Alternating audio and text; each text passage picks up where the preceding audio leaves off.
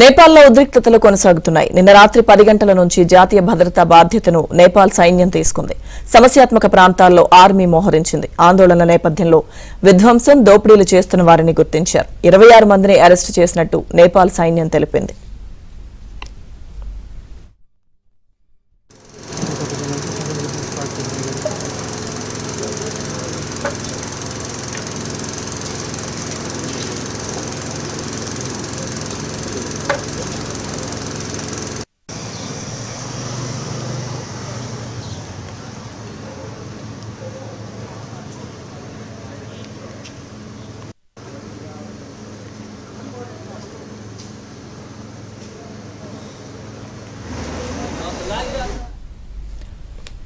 Social మీడియాపై నిషేధానికి వ్యతిరేకంగా మొదలైన యువత ఉద్యమం నేపాల్ ప్రభుత్వాన్ని దించేసింది. నిరసనకారులు అధికార పక్షం, విపక్షం అని చూడకుండా ప్రధాని సహా మంత్రులు, మాజీ ప్రధానుల ఇళ్లపై దాడులు జరిపారు.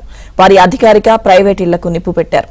మాజీ ప్రధాని జల్నాథ్ ఖనాల్ ఇంటికి ఆందోళనకారులు నిప్పంటించగా ఆ మంటల్లో ఖనాల్ భార్య రాజ్యలక్ష్మి చిత్రాకర్ సజీవ దహనమయ్యారు. కొందరు మంత్రులు, వీఐపీలను హెలికాప్టర్లలో ఆర్మీ తమ బ్యారక్లకు తరలించగా ఆ అవకాశం లేని మంత్రులపై ఆందోళనకారులు విరుచుకుపడ్డారు.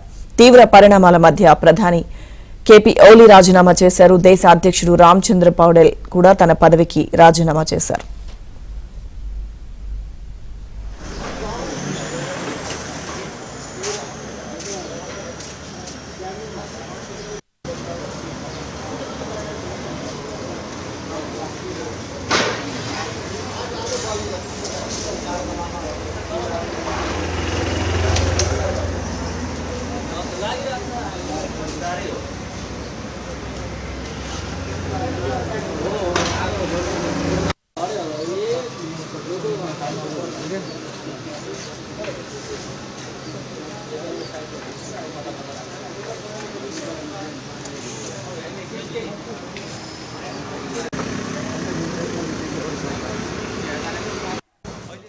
ఇక నేపాల్లో యువత ఆందోళన, హింసాత్మక ఘటనపై భారత ప్రధాని నరేంద్ర మోదీ స్పందించారు.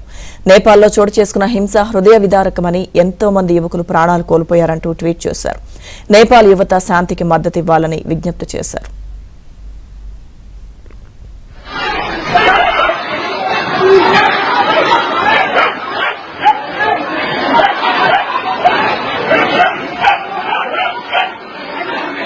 Romance.